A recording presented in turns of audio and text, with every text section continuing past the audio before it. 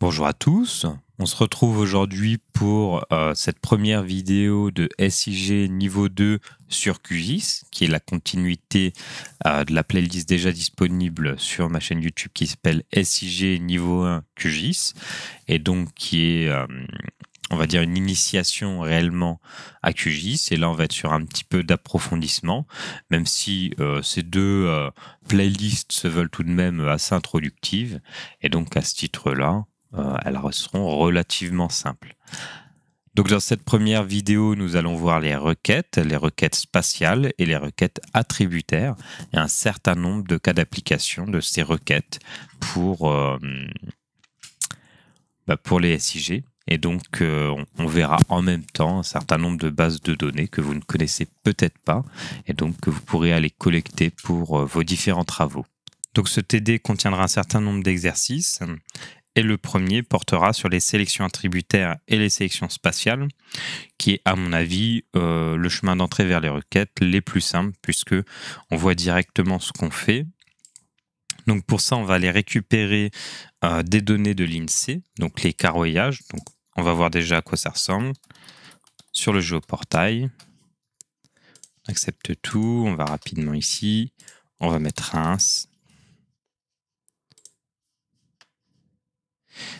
Et ce que j'aimerais, c'est créer une carte uniquement de la ville de Reims avec les carroyages de l'INSEE qui sont économie et statistiques. On peut par exemple mettre démographie, densité de population. Et j'aimerais bien, le carroyage 200 mètres ici, extraire uniquement la zone qui correspond à Reims. Et donc pour ça, je vais faire une sélection spatiale. Et ensuite, j'aimerais bien, parce qu'on a une légende ici, de la densité de population, faire des classes un peu plus simples pour faire plus de contraste, par exemple avec tous les densités de population inférieures à 5000 individus par kilomètre carré et toutes les zones où c'est supérieur à 5000 individus par kilomètre carré. Peut-être 2 ou 3 classes, on verra à ce moment-là. Mais en tout cas, pour ça, il faudra faire des sélections attributaires. Et pour faire tout ça, il faut également les couches vecteurs. Donc on va aller les récupérer. Donc c'est les grilles 200 mètres de l'INSEE. Donc on va récupérer y compris données imputées. Donc les données qui sont marquées ici, on va aller regarder directement ce que c'est. On clique sur le premier. Ça va être télécharger la grille sans données. Non, on va le prendre avec les données. Et on va regarder le dictionnaire des données. Donc nous, ce qui nous intéresse, c'est la densité de population, donc le nombre d'individus. C'est bien présent dans la table de base. Donc on va juste télécharger cette grille-là et ça ira très bien. Donc on peut télécharger soit du shapefile, soit du géopactage. C'est les deux formats qui sont plutôt courants dans QGIS. Bon, on va prendre du shapefile par habitude, puisque c'est vraiment la même chose, bien que le géopactage soit pas forcément compatible avec ArcGIS, mais vu qu'on est sur QGIS, la question ne se pose pas. Donc le téléchargement est terminé, on va venir ouvrir l'emplacement du fichier. Sur notre bureau, on va créer une base de données qu'on va appeler TD1, et moi je vais mettre Jules Bert, c'est mes initiales, pour Julien Berthe, et je vous conseille de faire la même chose. Enfin, c'est pas que je vous conseille, je vous oblige à faire la même chose, parce que ça évitera que je cherche pendant 10 ans à qui est la base de données. Évidemment, ça, il y aura 2 points instant de perdu si vous le faites pas, parce que quand je dois repasser dans tous les mails pour vérifier qui m'a envoyé la base de données, ça a tendance à m'énerver un petit peu.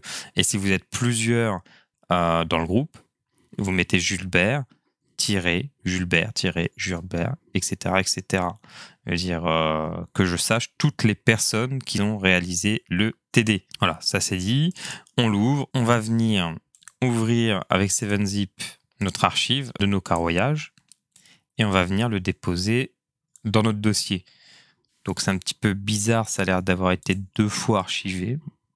On va rouvrir et on va collecter les fichiers qu'on va déposer ici. Moi, ce que je vous conseille, c'est là pour le travail. Vous mettez toutes vos données de base dans votre dossier, mais vous gardez dans vos téléchargements les fichiers que vous avez téléchargés. Comme ça, si jamais vous faites des erreurs pendant le TD, qu'il faut revenir en arrière, qu'il faut corriger des choses, eh bien, vous avez toujours le fichier initial qui est juste ici. Donc celui-là, vous ne le touchez pas. Par contre, celui-ci, si vous voulez faire des modifications et tout dedans, c'est possible. Comme on le constate, par exemple, on a quand même un fichier qui est assez volumineux avec 1 giga 7.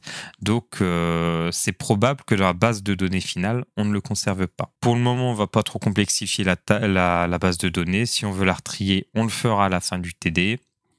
Si elle est devenue trop compliquée, et on recréera les liens. Je vous expliquerai comment faire à ce moment-là.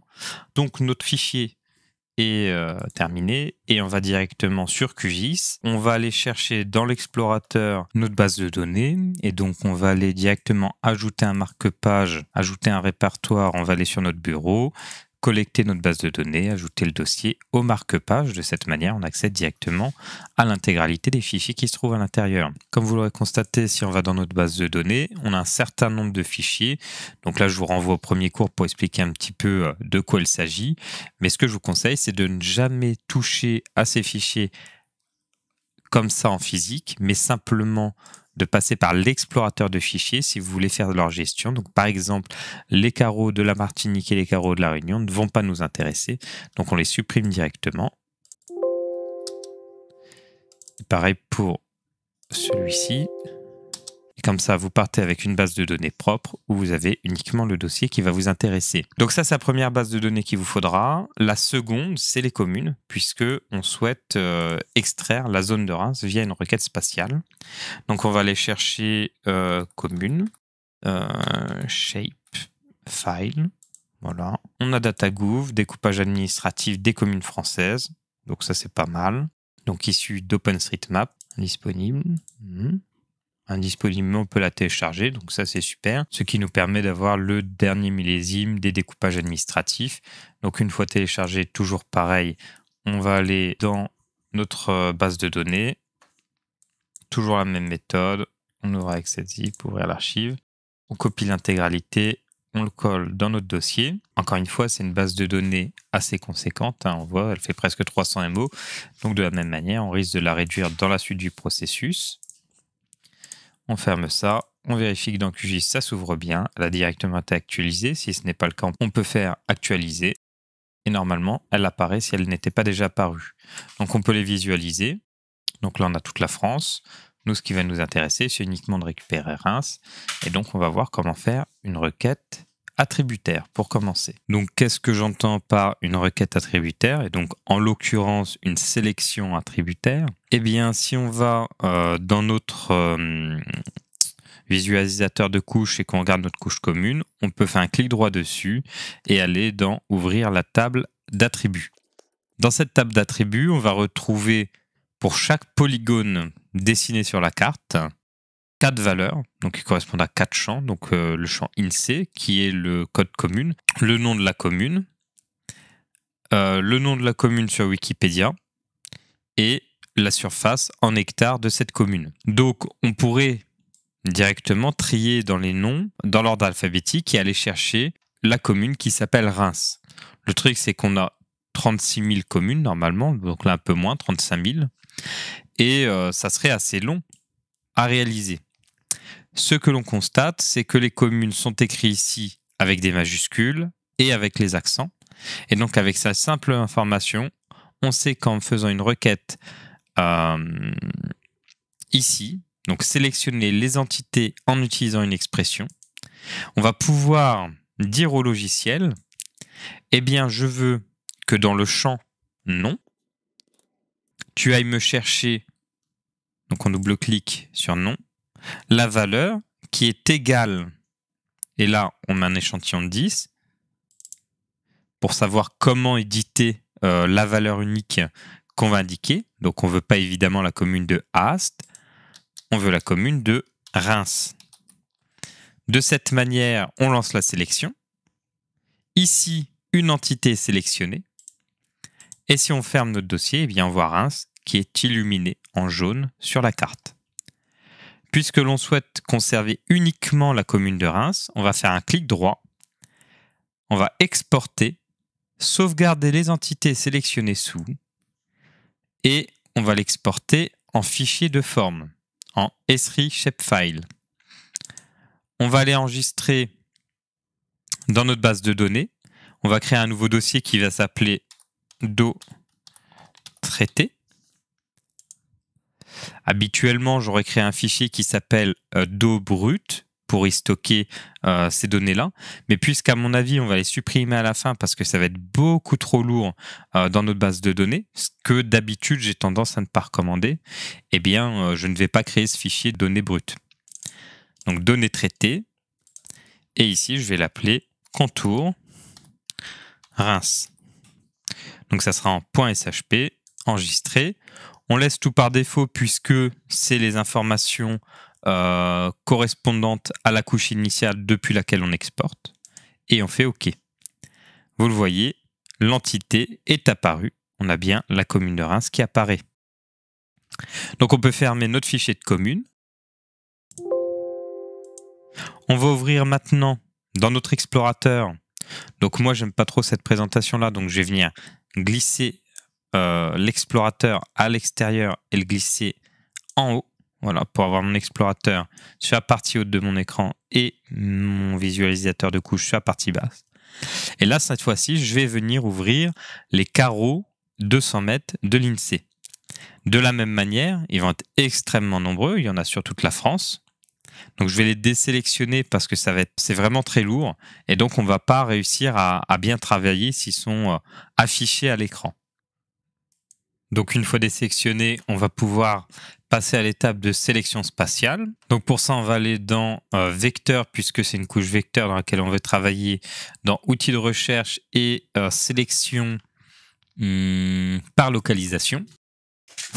Et on va indiquer que l'on souhaite, dans la couche des carreaux de 100 mètres, sélectionner tous les carreaux qui intersectent la couche contour de Reims, puisque là on a juste le polygone de Reims, on n'a pas à s'embêter, et on va créer la sélection directement. Donc il nous dit que la couche n'est pas indexée, donc les performances sont dégradées, mais comme on le constate, pas tant que ça. On a eu le petit message pour dire que le traitement était terminé. Donc on pourrait faire un clic droit, aller dans la table attributaire pour vérifier que la sélection est bien établie. Le truc, c'est que la couche est tellement lourde que ça va beaucoup mouliner et on va perdre beaucoup de temps. Donc on va directement exporter les entités sélectionnées sous, en espérant qu'elles seront bien remplies. Donc on va l'appeler carreau INSEE Reims. On enregistre, c'est bien marqué .shp. On laisse toujours par défaut tout ça. On fait OK. Et là, on a nos carreaux de l'INSEE à Reims. Donc à partir de là, on va vouloir faire un peu de symbologie et préparer une carte tout à fait jolie pour présenter finalement les données de densité de population, mais avec des classes plus simples que celles présentées ici, mais on va conserver à peu près les mêmes tons. Donc, pour conserver les mêmes tons, on va faire une petite capture d'écran avec Magewin S des différentes couleurs qui sont présentées ici. On va aller dans Paint, on va coller les couleurs dedans.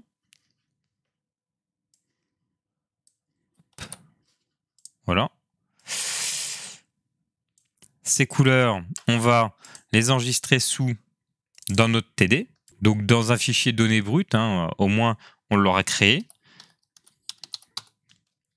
Même si on y mettra très peu de choses, on va mettre palette, couleur, on l'enregistre. Comme ça, on pourra le récupérer au moment où on voudra coloriser nos classes. Et donc, on va retourner sur le logiciel.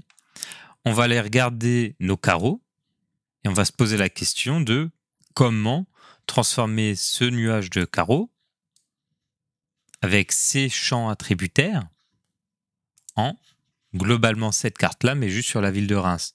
Donc là, on voit c'est le nombre d'individus au kilomètre carré. On voit des valeurs de 164 138. Et quand on regarde dans notre tableau, c'est pas des valeurs qui vont réapparaître nulle part. Donc on peut se poser la question, est-ce qu'on a vraiment pris la bonne couche? Je vous le dis, oui, on a pris la bonne couche. Comment est-ce que je le sais? Parce que tout à l'heure, quand j'ai téléchargé cette donnée-là, j'étais dans le dictionnaire des variables et j'ai lu à l'intérieur qu'on avait le champ Inde qui correspond au nombre d'individus.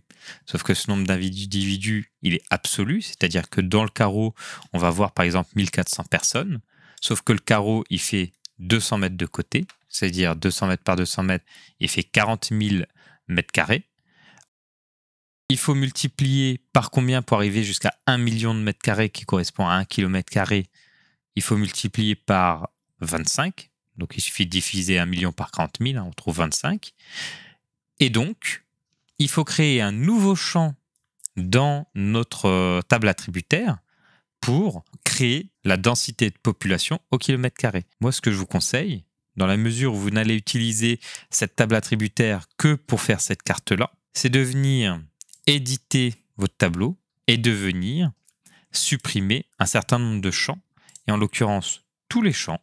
Donc on peut les sélectionner comme ça, un par un en maintenant contrôle. Donc évidemment, j'ai épargné le champ Inde, puisqu'il correspond à notre nombre d'individus. Donc après, on a la pyramide des âges ici, mais bon, tout ça, on s'en fiche. Une fois que tout est sélectionné, sauf notre Inde, on fait OK. Et normalement, ça supprime tout, sauf le champ Inde. Donc là, on est très content.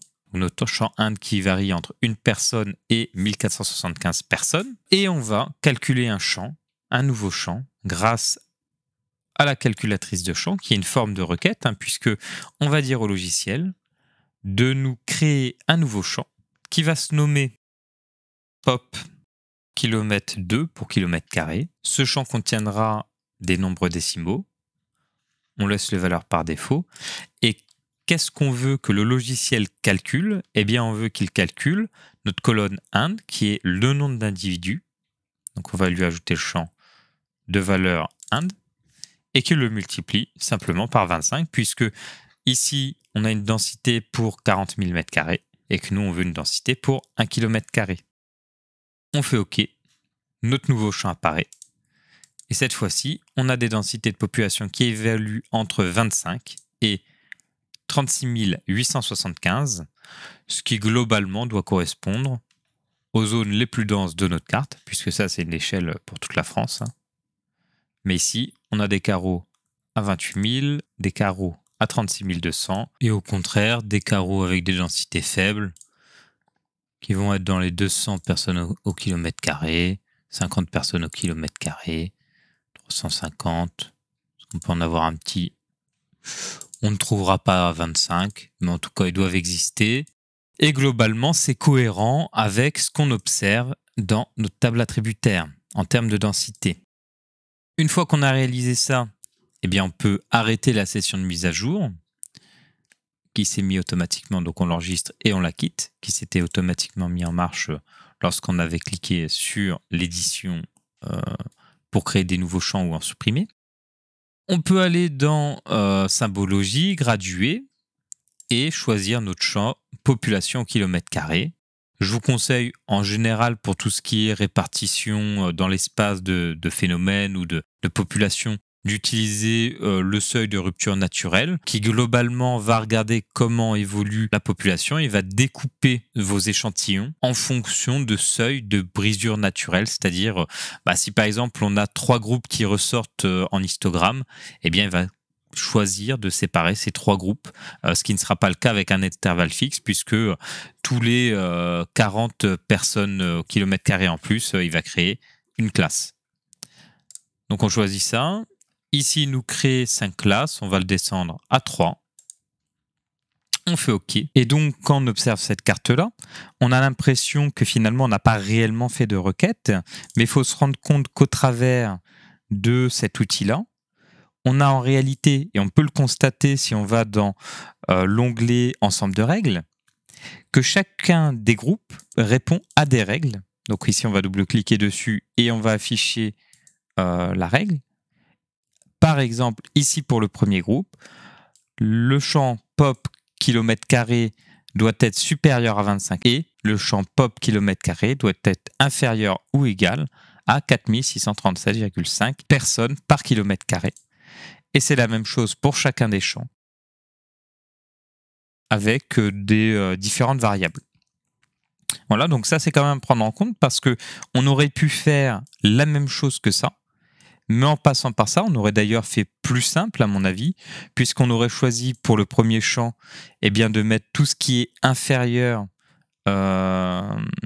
ou égale à 4600 et ça aurait quand même fonctionné.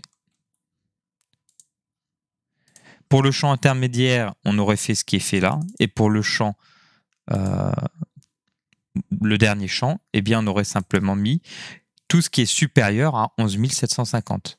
Et de la même manière, je pense que si je fais OK maintenant, ça ne change absolument rien à la représentation.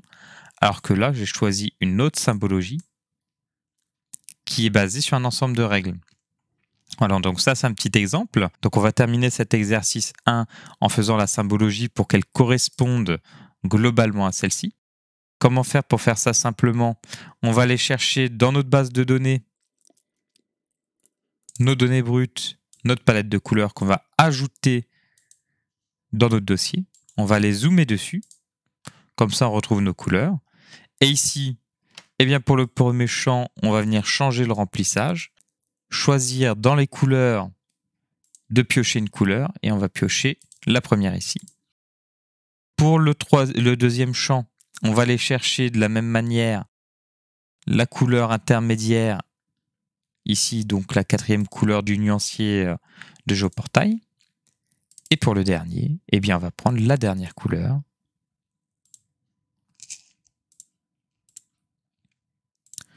De cette manière. Donc ça, on peut le supprimer, hein, c'était juste pour récupérer les couleurs. De cette manière, quand on zoome de nouveau sur notre carte, on peut mettre un contour en gris. Voilà, pour Reims. Et on va retrouver une carte du même type que celle-ci, mais uniquement sur la commune de Reims. Donc après, à vous de la mettre en page pour qu'elle corresponde, pour qu'elle soit plus lisible. Donc vous allez aller dans Nouvelle mise en page, vous allez créer une carte qui va s'appeler carte de densité de population Reims. Hop. Et là, libre à vous de choisir comment représenter cette carte, en pensant bien à mettre une flèche du nord, une échelle, une légende, la carte évidemment, un titre, potentiellement les auteurs, le système de coordonnées, hein, ça c'est un peu plus libre. De choisir si vous le mettez en format portrait ou paysage, le format de la feuille. Donc là, compte tenu de la forme, je vous le conseillerais plutôt en format portrait. D'ailleurs, vous pouvez le représenter dans le système de coordonnées WGS84, mais personnellement, je trouve que ça ressemble plus à l'image qu'on se fait du polygone de Reims, et d'ailleurs c'est le cas partout en France, quand on le met dans le système de coordonnées 2154, qui est le Lambert 93. D'où le fait que le format portrait se justifie d'autant plus. Mais voilà. Après, libre à vous, mais vous devez rendre une carte de la densité de population de Reims pour valider cet exercice. Et donc, je vous laisse travailler.